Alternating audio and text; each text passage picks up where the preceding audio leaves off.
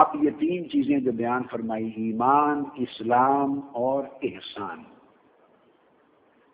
یہ تینوں چیزیں تعلیمات دین کی اساس ہیں۔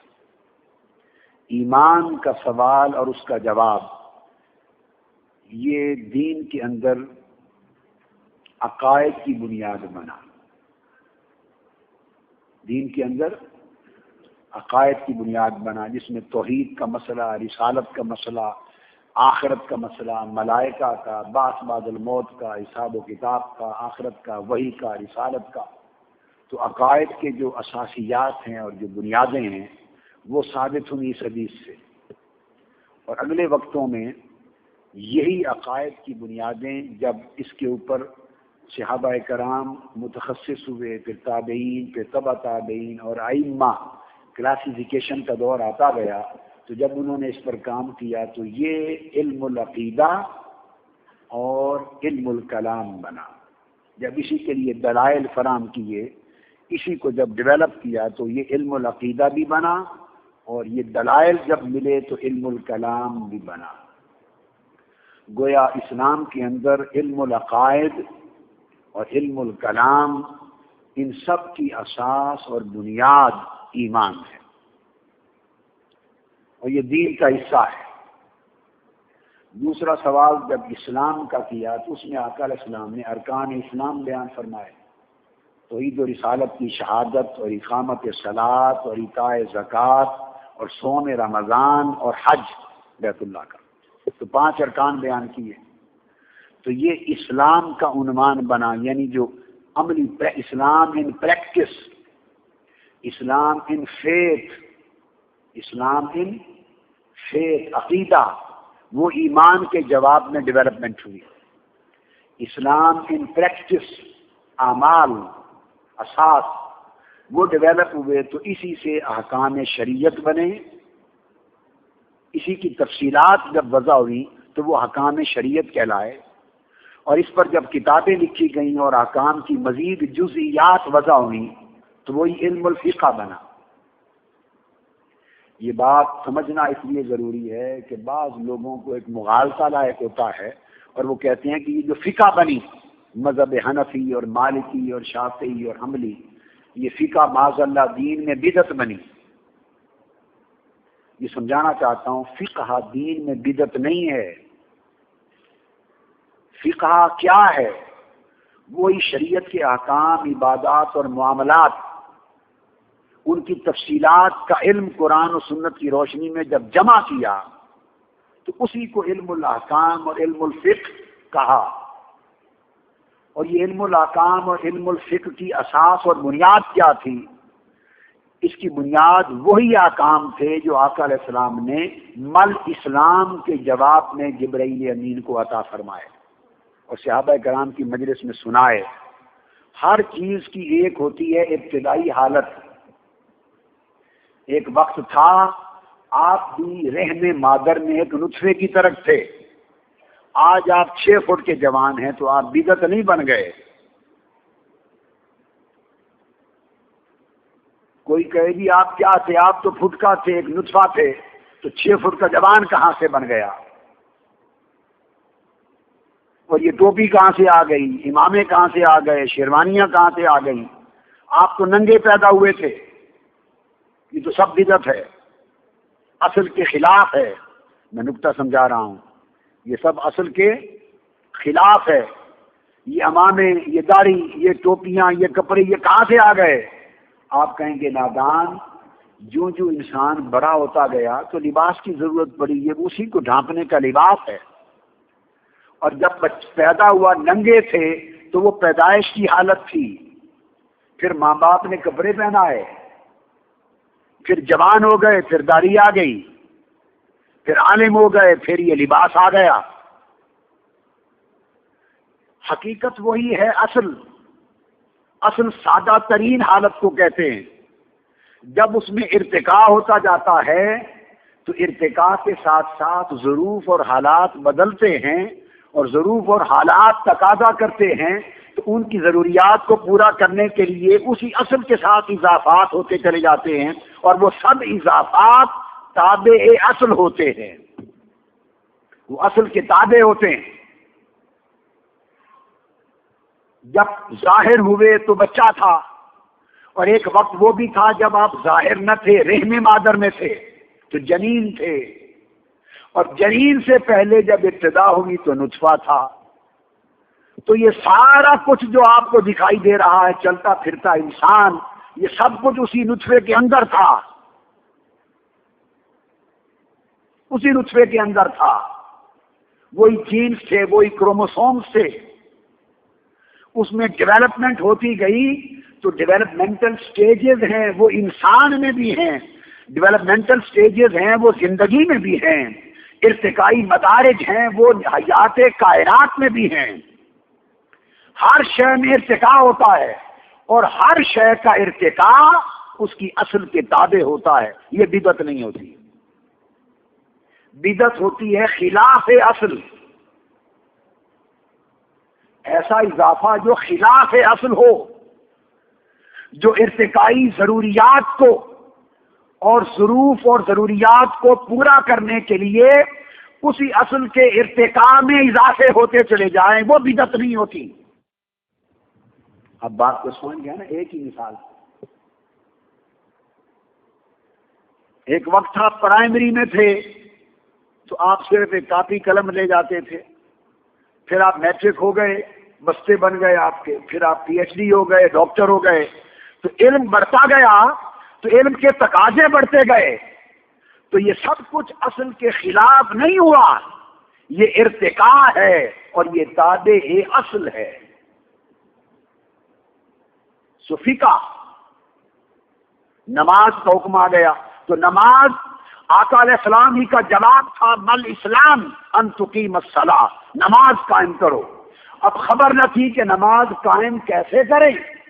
صحابہ کرام نے پوچھا، حضور نے فرمایا صلو کما رأیتمونی اصلی، دیکھو مجھے جیسے میں پڑھتا ہوں ایسے کرتے چلے جاؤ، یہ نماز ہے. اب دیکھا، پڑھتے چلے گئے، نماز ہے. پر لوگوں انہوں نے دیکھا جو حضور کے ساتھ مدینہ میں تھے، جو بصرہ میں تھے، انہوں نے نہ دیکھا. انہوں نے وہاں پوچھا نماز کیسے پڑھیں، تو جو مدینہ سے دیکھ کر آئے تھے انہوں نے روایت کیا، رأیت رسول اللہ صلی اللہ علیہ وآلہ وسلم کان یصلی ھکذا. جب انہوں نے بیان کیا نماز اس طرح پڑھتے تھے تو وہ روایت بن گئی. تو کیا روایت کو بدعت کہیں گے؟ نہیں، یہ تابع حکم ہے. حضور نے فرمایا بلغوا انی ولو آیہ فلیبلغ الشاہد الغائب، جو مجھے دیکھ رہا ہے، سن رہا ہے، وہ ان تک میری بات پہنچا دے جنہوں نے نہیں سنی.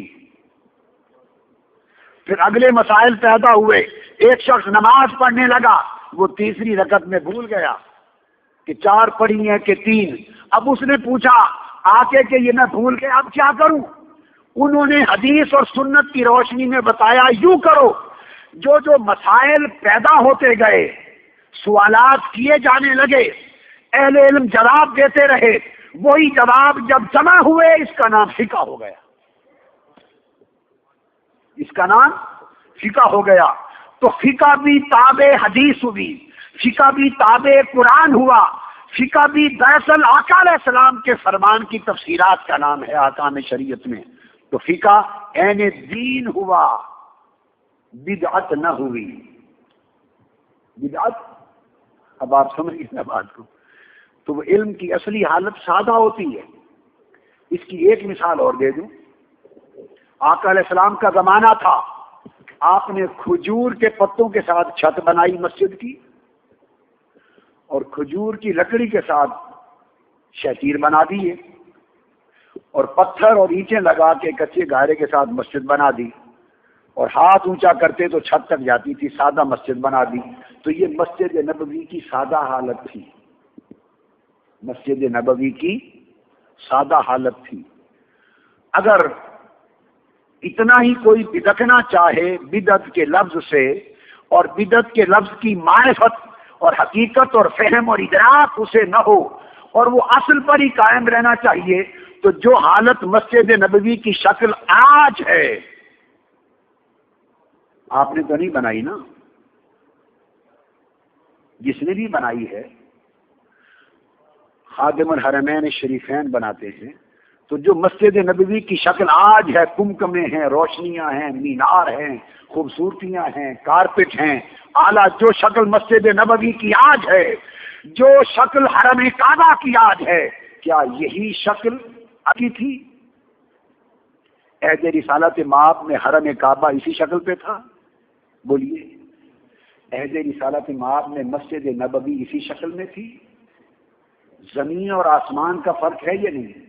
یہ سب کچھ کیا ہے؟ یہ اضافات ہیں. سب کچھ کیا ہے؟ ارتقاءات ہیں، اضافات ہیں.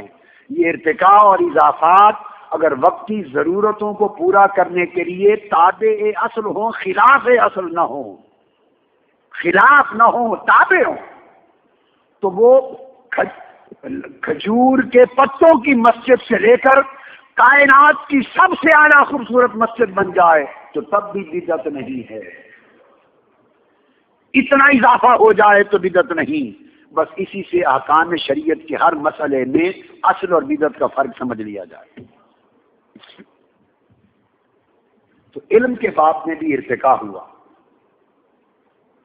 اب آقا علیہ السلام کے زمانے میں تو قرآن تھا، اس وقت کوئی بخاری مسلم تھی جی؟ تو بخاری لکھی گئی، مسلم لکھی گئی، کتابیں بن گئی. آج آپ قرآن بھی پڑھتے ہیں، بخاری مسلم بھی پڑھتے ہیں، تو کیا بدعت کرتے ہیں؟ ارے جب تو قرآن مجید کو ایک کتابی صورت میں جمع کرنے کا وقت آیا اور جنگ یمامہ میں صحابہ شہید ہوئے اور سیدنا فاروق اعظم کو سیدنا عمر فاروق رضی اللہ تعالیٰ عنہ کی مشاورت ہوئی کہ حفاظ شہید ہوتے جا رہے ہیں، اگر شہید ہو گئے تو قرآن مجید کو یاد رکھنے والے لوگ نہیں رہیں گے، مشکل آئے گی، قرآن کو کتابی صورت میں جمع کر لیں. یہ حدیث جو کہہ رہا ہوں یہ بھی بخاری شریف میں آگے ہے. تو وہ تھا کہ جب قرآن ایک کتابی صورت میں جمع کرنے کا وقت آیا تو اس وقت بھی ایک سوال اٹھا، کیف تفعل شیئا ما لم یفعل بہ رسول اللہ، تم وہ کام کیوں کرنا چاہتے ہو جو خود رسول پاک نے نہیں کیا؟ ایک سوال اٹھا تھا، ایک سوال اٹھا تھا. اس کا جواب دیا سیدنا فاروق اعظم رضی اللہ تعالیٰ عنہ نے فرمایا واللہ ہوا خیر. ابو بکر کام تو نیا ہے، نئے کام کو بدعت کہتے ہیں، یاد رکھیں. بس اتنی سی بات. کیا؟ نئے کام کو بدعت کہتے ہیں. اور سب سے بڑا بدعت کرنے والا خالق کائنات ہے. سب سے بڑا بدعت فرمانے والا خالق کائنات ہے. قرآن میں بدیع السماوات والارض، اللہ تعالیٰ بدیع مادہ سے ہے، بدعت سے. اللہ تعالیٰ ہے جس نے نئے سرے سے جب کچھ نہ تھا زمین و آسمان کی کائنات بنائی. تو زمین و آسمان کی کائنات کا بنانا بدعت ہے قرآن کی روشنی. زمین و آسمان کی کائنات کا بنانا بدعت ہے، یعنی پہلے نہ تھی. انما امرہ اذا اراد شیئا ان یقول له کن فیکون. اس نے فرمایا کن تو فیکون سے بدعت ہو گئی، یعنی جو چیز نہ تھی وہ وجود میں آ گئی. لغوی معنی بدعت کا یہ ہے. کل ائمہ محدثین نے بدعت کے لفظ کی لغوی بحث کرتے ہوئے ابتدا اسی آیت کریمہ سے کی ہے، اسی آیت کریمہ سے کہ بدعت مادہ بدیع سے نکلا ہے، اور بدیع اللہ کی شان ہے، اللہ کا اسم ہے، بدیع السماوات والارض. اور اگر کسی خاتون کو اولاد نہ ہوتی ہو، پرابلمز ہوتے ہیں نا، کنسیپشن نہیں ہوتی، کنسیپشن نہیں ہوتی، اولاد نہیں ہوتی، باوجود کوشش کے، تو وظیفہ دیتا ہوں وہ کثرت کے ساتھ اسی لفظ کا یا بدیع یا بدیع یا بدیع کا وظیفہ پڑھا کرے، اللہ پاک اولاد کر دے گا. تو یہ لفظ اتنا برا نہیں جتنا بنا دیا گیا ہے. یہ انشاءاللہ وقت مل گیا تو آگے اس پر احادیث ہیں. میں نے 60 سے زیادہ احادیث ہیں صحیح بخاری اور مسلم میں جن پر بحث کر کے میں نے پوری کتاب اس سبجیکٹ پہ لکھی ہے اور پورے کنسیپٹ کو اس انداز سے واضح کیا ہے کہ الحمدللہ اس کو 4-5 مرتبہ دھیان سے غور و خوض سے پڑھ لیا جائے تو عمر بھر مسئلہ بدعت پہ کبھی مغالطہ نہیں آئے گا، زندگی میں نہیں آئے گا۔ تو میں یہ عرض کر رہا تھا کہ یہ تو جب بھی کوئی نئی چیز کی جاتی ہے تو یقیناً انسان جھجکتا ہے، شوق ہوتا ہے، لغوی بدعت ذہن میں آتی ہے کہ یہ تو نیا کام ہو رہا ہے جو حضور نے نہیں کیا۔ بھئی جب ہم کہتے ہیں کہ جو کام حضور نے نہیں کیا، صحابہ نے نہیں کیا، بعد میں کیا جائے بدعت ہے، تو یہ بات سمجھ لیں، ہم سمجھتے ہیں نا، ہم ان کو شامل کر لیتے ہیں، تو جب صحابہ کرنے لگتے تھے نیا کام جو حضور نے نہیں کیا، ان کی ذہن میں بھی یہی بات آتی تھی، اسی بات سے سوچ کا آغاز ہوتا تھا۔ تو انہوں نے کہا کیف تفعل شیئا ما لم یفعل بہ رسول اللہ صلی اللہ علیہ وسلم، اے عمر، سیدنا ابو بکر صدیق نے فرمایا تم وہ کام کیسا کرنا چاہتے ہو، کیسے کرنا چاہتے ہو جو رسول پاک صلی اللہ علیہ وسلم نے نہیں کیا، ایک نیا کام ہے۔ انہوں نے کہا واللہ هو خیر۔ کیف تفعل شیئا میں لفظ بدعت ہے، کیا کیف تفعل شیئا ما لم یفعل بہ رسول اللہ میں لفظ معنی بدعت ہے کہ یہ نیا کام ہے، بدعت کیسے کرنا چاہتے ہو؟ اور جواب واللہ ہوا خیر، خدا کی قسم ہے تو نیا مگر ہے اچھا، اس میں لفظ حسنہ ہے۔ دو جملے جمع کیے بخاری شریف کے تو بدعت حسنہ نکل آئی۔ بدعت ما لم یفعل بہ رسول اللہ میں بدعت کا تصور ہے، اور واللہ ہوا خیر میں حسنہ کا تصور ہے۔ اصل بتا رہا ہوں، اصل پھر دونوں صحابہ نے مل کر تو سیدنا صدیق کے اوپر کہتے ہیں میرا سینہ کھل گیا، واللہ ہوا خیر سے سینہ کھل گیا۔ ان کے سینے اس لیے کھلتے تھے کہ ہر وقت انشراح کے لیے تیار تھے، اللہ ہمارے سینے بھی کھول دے۔ پھر دونوں نے مل کے حضرت زید بن ثابت سے کہا زید بن ثابت تم قرآن مجید کو جمع کرو 2 جلدوں، ایک جلد کے اندر ایک کتابی صورت میں، کہ کہیں قرآن مجید سینوں سے تلف نہ ہو جائے۔ جو متفرق نسخے ہیں سارے اکٹھے کر کے قرآن مجید کو مرتب مدبن کرو۔ اب سنیے، انہوں نے بھی وہی سوال کیا جو بحث وہاں ہو چکی تھی، یہ صحیح بخاری ہے۔ انہوں نے کہا کیف تفعلان شیئا ما لم یفعل بہ رسول اللہ صلی اللہ علیہ وسلم، اے ابو بکر و عمر رضی اللہ تعالیٰ عنہما، تم دونوں وہ کام کیسے کرتے ہو جس کو رسول پاک نے نہیں کیا صلی اللہ علیہ وسلم؟ بولیے یہی استدلال ہوتا ہے یا نہیں؟ استدلال یہی ہوتا ہے نا، ان کو بھی یہی ہوتا۔ تو انہوں نے ان کو بھی جواب دیا ہاں انہوں نے نہیں کیا، واللہ ہوا خیر۔ وہ سینے میں ایک ہاتھ جو مارا اور کہا خدا کی قسم کام تو نیا ہے، یعنی لغون بدعت ہے، لغون بدعت ہے مگر ہے خیر۔ فرماتے ہیں میرے سینے پر ہاتھ لگایا اور یہ جملہ بولنے کی دیر تھی، میرا سینہ کھل گیا اور مجھے بھی اس کا حسنہ ہونا سمجھ میں آ گیا۔ اور یہ جو حدیث میں نے آپ کو بتائی لکھ لیں، یہ صحیح بخاری کتاب التفسیر حدیث نمبر 1720، اور پھر دوبارہ صحیح بخاری کتاب الاحکام حدیث نمبر 2629، پھر تیسری بار یہ کتاب ترمذی الجامع ترمذی کتاب التفسیر حدیث نمبر 3103، اور بے شمار اور دیگر کتب حدیث میں آئی ہے، میں نے آپ کو صرف یہ 2 میں بتا دیا۔ اسی طرح عرض کرنے کا مقصود یہ تھا کہ جب نیا کام کوئی ہوتا ہے، نیا کام، تو وہ لغون ایک بدعت ہوتا ہے، مگر دیکھا جاتا ہے کہ یہ منشاء شریعت کے تابع ہے اور مقاصد شریعت کی مطابقت میں ہے اور امر خیر کے لیے ہے یا خلاف احکام شریعت ہے، اس پر تعین ہوتا ہے حسنہ اور سیئہ کا۔ اسی طرح نماز تراویح یاد رکھیں، حضور صلی اللہ علیہ وآلہ وسلم نے پوری حیات طیبہ کبھی اس پر امام مقرر نہیں فرمایا، خواہ کوئی 20 رکعتیں پڑھے یا 8، میں دونوں کے لیے بتا رہا ہوں، نہ 8 رکعتوں کے لیے امام تراویح مقرر کیا گیا، نہ 20 رکعتوں کے لیے امام تراویح مقرر کیا گیا۔ اس وقت گفتگو رکعت کی نہیں کر رہا، یہ الگ آئے گی، آگے حدیث آئے گی۔ میں امام مقرر کر کے باجماعت نماز تراویح کا اہتمام کرنا، یہ بدعت ہے۔ حضور علیہ السلام کے زمانہ اقدس کے اعتبار سے آقا علیہ السلام نے نہیں کیا امام مقرر، اور کل حیات مبارکہ میں آقا علیہ الصلوۃ والسلام 2 راتیں، یہ تیسری رات، 3 راتیں صحابہ کرام کے ساتھ آ کے نماز پڑھی، تیسری رات ساری رات صحابہ کرام انتظار کرتے رہے کہ حضور تشریف لائیں گے، اور آقا باہر تشریف نہیں لائے، اور آپ نے فرمایا مجھے ڈر ہے کہ امت کے واجب نہ سنیں۔ پھر سیدنا ابوبکر صدیق نے 2.5 سال تک امام مقرر نہیں کیا نماز تراویح پر۔ پھر سیدنا فاروق اعظم رضی اللہ تعالیٰ عنہ کے بھی اوائل دور میں امام مقرر نہیں تھا۔